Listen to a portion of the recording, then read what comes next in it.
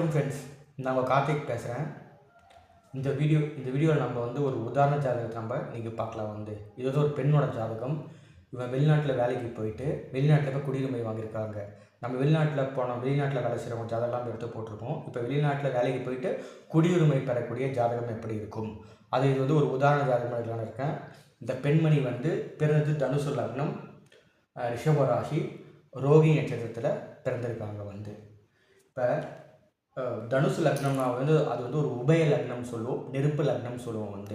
உபய லக்னம் தொடர்ச்சியான நன்மைகளும் கிடைக்காது, தொடர்ச்சியான தீமைகளும் கிடைக்காது. இந்த உபய லக்னங்கள் இந்த தனுசு லக்னத்துக்கு நெருப்பு லக்னமாக இந்த லக்னம் இயற்கையாக தலைமை பொறுப்புக்கு போகக்கூடிய தன்மை எப்பவுமே இருக்கும். அதிகாரம், தலைமை பொறுப்பு, தன்னம்பிக்கை, இந்த லீடர்ஷிப் குவாலிட்டி லைஃப்பில் அச்சீவ் பண்ணுற வெளியே எப்பவுமே இந்த தனுசு லக்னத்துக்கு இந்த நேர்க்கம் இந்த லக்னத்துக்கு அதிபதி குரு 4ஆம் வீட்டில் இருக்கார். ஆட்சி பெற்று 4ஆம் வீட்டில் இருக்கார், மீனத்தில் இருக்கார். மீனராசி குருவோட ஆட்சி வீடு. குருவோட ராகு சேர்க்கை, சூரியனும் சேர்க்கை இருக்காங்க. குரு 14 டிகிரியில் தனாதிபதி நட்சத்திர சாரத்தில் இருக்கார். சனியோட சாரத்தில், சனி 12 இருக்குது.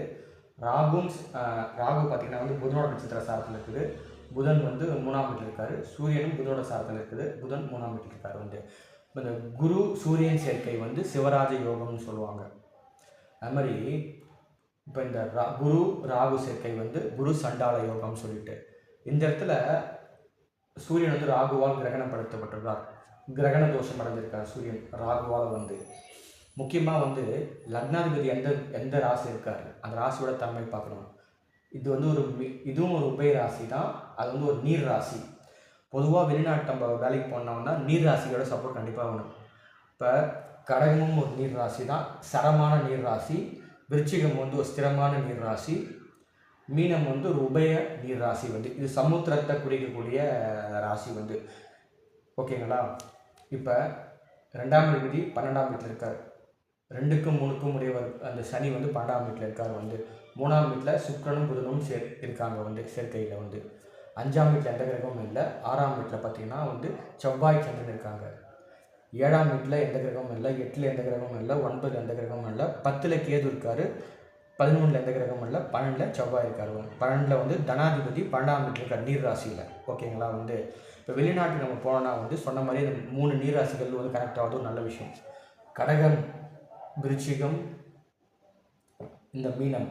இப்போ தனாதிபதியே லக்னாதிபதியே 4ஆம் வீட்டில் ஆட்சி பெற்ற பலத்தோடு இருக்கார்.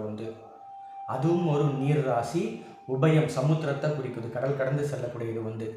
அப்புறம் இந்த தனாதிபதி பார்த்தீங்கன்னா அவர் 12ஆம் வீட்டில் இருக்கார். 12ஆம் வீடு தான் வெளிநாடு, வெளி மாநிலம், தூரதேசம், இதெல்லாம் 12ஆம் வீடு தான். இந்த 4ஆம் வீட்டில் ஆட்சியாக இருக்கிற குரு நீர் ராசி மீனத்தில் இருக்கிற குரு அந்த சனியோட நட்சத்திர சாரத்தில் இருக்கார். அப்போனா விஷயம், லக்னாதிபதி லக்னத்தை மட்டும் இயக்க மாட்டார், 4ஆம் வீட்டையும் இயக்குவார், 12ஆம் வீட்டையும் இயக்குவார்.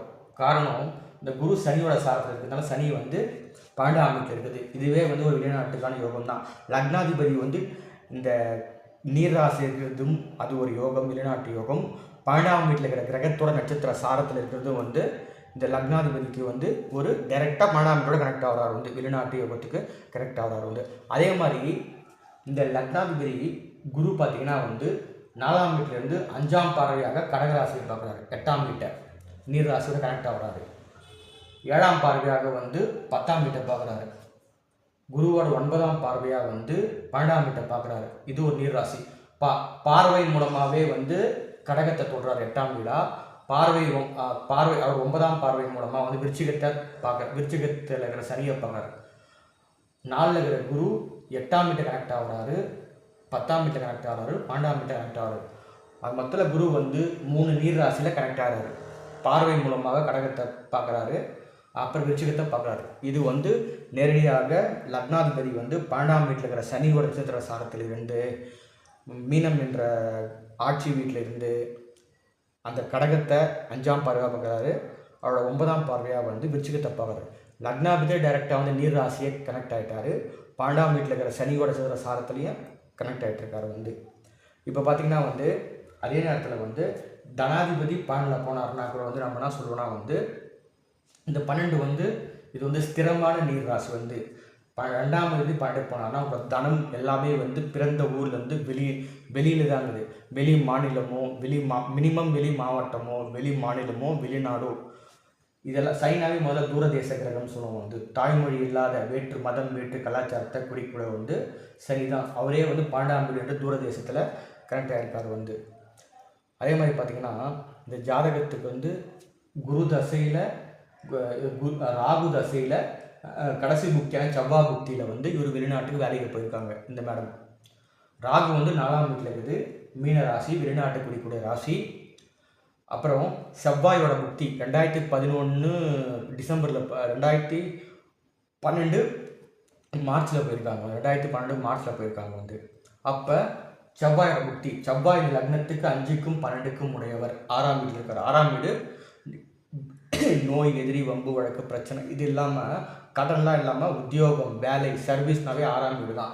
6ல் செவ்வாய் வந்து எப்பயும் நல்லது. 3, 6, 10, 11 இந்த தீய பொருட்கள் இருப்பது நல்லது. செவ்வாய்க்கு நல்லா வலிமை கிடைக்கும். வந்து அது வந்து ஒரு ஸ்திரமான வீடாக இருக்குது. வந்து இப்போ ராகு தசையில் கடைசி புக்தியான செவ்வாய் புக்தி 2012 மார்ச்சில் போயிருக்காங்க. 2025 சிட்டிசன்ஷிப் வாங்கியிருக்காங்க. இவங்க வேலை செய்கிற இடம் பார்த்திங்கன்னா இவங்க வந்து யூஎஸ்ஏல ஒர்க் பண்ணுறாங்க. வந்து கரெக்டாக இந்த குருவோட புக்தியில் குருவோட தசையில் செவ்வாயோட புக்தியில் வந்து இவங்களுக்கு வந்து சிட்டிசன்ஷிப்பாக கிடச்சிருக்கு. 2025 வாங்கியிருக்காங்க. குரு தசையில் வந்து செவ்வாய் புக்தி 2025 ஆகஸ்ட் மாதம் வாங்கியிருக்காங்க. இப்போ நேரடியாக நம்ம சொல்ல ஒரு தகவல்னா வந்து நீர் ராசியில் கிரகங்கள் இருக்கணும். நீர் ராசினா கடகம், விருச்சிகம், மீனம், அங்கேயே லக்னாதிபதி தொடர்பு இருக்குது. அப்புறம் பாவகம் பார்த்திங்கன்னா வந்து 3, 9, 12. இப்போ 4ல் இருக்கிற குரு வந்து தன்னோட 9ஆம் பார்வையாக வந்து 12ஆம் வீட்டை பார்க்குறாரு. அப்புறம் 12ஆம் வீட்டில் இருக்கிற சனியோட நட்சத்திர சாரத்தில் இருக்கார். இதுதான் நண்பர்களே வெளிநாடு போகக்கூடிய யோகம். அதுதான் வெளிநாட்டில் நீங்கள் குடியுரிமை வாங்கினா வந்து மீனராசி, அதோட இந்த கடகராசியில் கிரகம் இருந்து தசா நடக்கணும், இல்லை அட்லீஸ்ட் புக்தியாக நடக்கணும். இல்லை 12ஆம் பாவத்தில் போய்ட்டு கிரகம் இருந்து அதோட தசா புக்தி நடக்கும் போது வந்து அவங்க வெளிநாட்டில் தொடர்பு அவங்களுக்கு வந்து சிட்டிசன்ஷிப் வாங்க முடியும், அவங்க வேலைக்கும் போக முடியும். வந்து இப்போ 2028க்கு அப்புறம் சனி தசை ஆரம்பிக்குது. 2க்கும் 3க்கும் உடையவர். தனம், குடும்பம், வாக்கு, பேச்சு, பணம் சம்பாதிக்கிறது, குடும்ப வாழ்க்கை, உணவு, நீங்கள் சேவிங்ஸ் எல்லாமே இந்த 2ஆம் வீட்டு தான் குறிப்பிடும். அந்த அதிபதி 12ஆம் வீட்டிலேருந்து தசை நடத்த போகிறார். 2028 நவம்பர் 10ஆம் தேதியிலேருந்து நீங்கள் வச்சுங்க. அது இல்லாமல் இந்த சந்திரன் பார்த்திங்கன்னா வந்து 8ஆம் அதிபதியாக சந்திரன் இருந்தாலும் அவர் வளர்ப்பிறை சந்திரனாக இருக்கார்.